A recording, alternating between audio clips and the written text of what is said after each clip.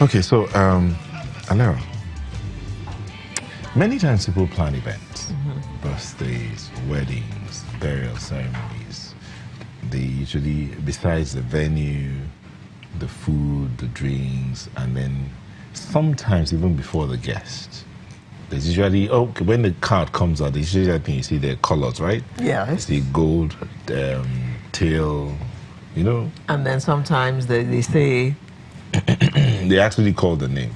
And yes. you know, there was a day Janet came in and was talking about some colors for different events. Yes. And then she mentioned one of those colors was teal. Well, today Janet is here and she has lined up the table with different colors. I'm looking for the one called teal. Down there. Okay. Right and there. So Janet, we're talking Aso-Ebi. Yes. Yes. Good morning. Good morning. Happy Easter. Aso-Ebi. You should have etiquette. told us ahead of time. So we should have come So in we should have come in our own Oh Aso-Ebi. yeah, that would have been fantastic. Easter Aso-Ebi. It's Aso-Ebi. Aso-Ebi. What does it even mean? I mean, literally speaking, it really means like clothes for the family or clothes for the group, or what other people will say uniform or and co. Let's all wear something that is similar. And why do they really do it anyway? I think for me, it's probably to add color, to add glamour, to add class, to add style, and even a memorabilia for you to remember this is what we wore for this particular event. Yeah. But you know, and let's mark that outfit for the rest of your life. Yeah, there you go. So anytime you wear it, that is the Aso-Ebi for Janet's party. Even if the person was not part of that event. Yeah, exactly. But the truth is, you know, it's not everyone's cup of tea. I personally, I like Aso-Ebi sometimes when it's available, provided it's affordable, of course. It's not everyone that I go, it has to be affordable. I don't mind wearing it if it's there and if I'm told in advance, all right? Not sprung on me. But not everybody likes Aso-Ebi. Some people tell you, I just don't like wearing the same thing. Uniform. I don't like wearing uniform with other people. And they actually go out of their way to look for something similar in their wardrobe that they already have, which is fine. There's nothing wrong with that, you know. And then some people will just say, tell me the color and I'll go with the color. And that's fine as well. But you see, there is a lot of protocol behind Aso-Ebi as well. And some people tend to take it for granted, you know. But the truth is, what is Aso-Ebi? So we have lined up here. Aso-Ebi could be from anything.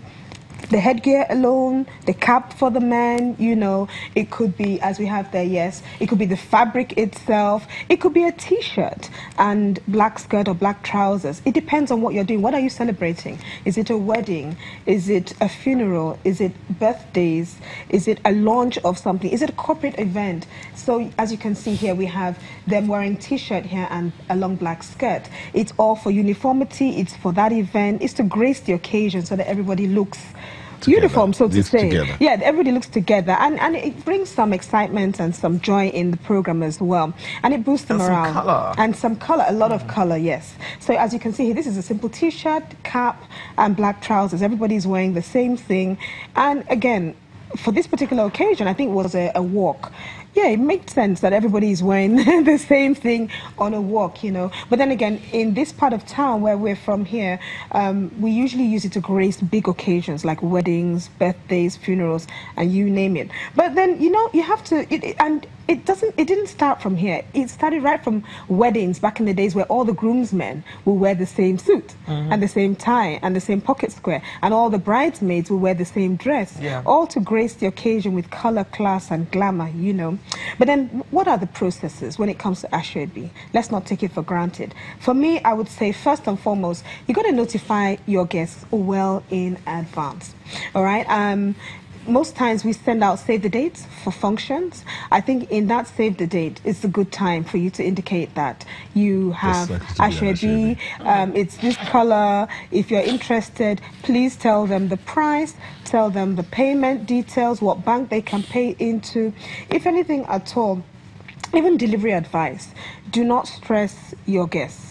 Like they've paid and then they now need to come and collect it from somewhere. If you have to, you might as well include delivery costs, maybe at a very small amount, and get it across to them, factor that into it. It's really important that you also give them a deadline with which they should pay, because sometimes there's this lastminute.com thing that we're used to, and everybody wants to buy it a week to the event, and a week, 2 days. Yeah, and then chances are you might not get it at all, but then you stress the host who is actually who's actually having the event. But most importantly, if you do not want any stress at all, make sure you collect payment before you give it out, because that is stress on its own. But then again, I want to talk about budget.